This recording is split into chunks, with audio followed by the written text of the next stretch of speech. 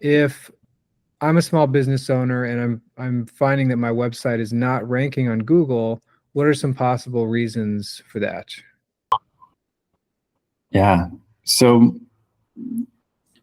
gosh, there's kind of like an order of things I would check. If you're a brand new business and your website's not ranking yet, the first thing I would check is actually just to see if pages are being indexed. If pages aren't being indexed, then obviously your website's not going to rank no matter how good it is. But jumping over to Google, doing a site : search for the domain name, that's usually just a really quick indicator of whether pages are being indexed by Google. You can also check Search Console as well, assuming you've submitted that to Search Console. But once you've crossed those two off, and you're like, okay, my website's indexed, and you're still a new business, like it might not just be your website might not have enough authority, it might not have enough time under its belt to really get recognized by Google to be a authoritative source for whatever search is happening.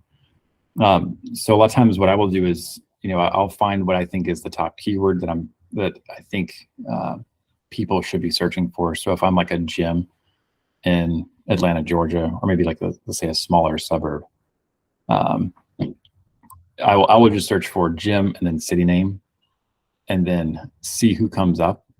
And then, depending on what kind of tools I have access to, we use Ahrefs here at Main Street, and we'll check the domain authority of some of those domains that are showing up on page one. And then I'll check the domain authority of the website. And if there's a significant difference between the two, that is another potential indicator where, if the sites that are ranking on page one have a domain authority of like 20, and you've got a domain authority of 0, then you might not be in Google search index just because your domain authority is you're not in the right ball field yet. And then I would just check, what keywords are existing on the site. Is the site actually optimized for the keywords you want to show up for?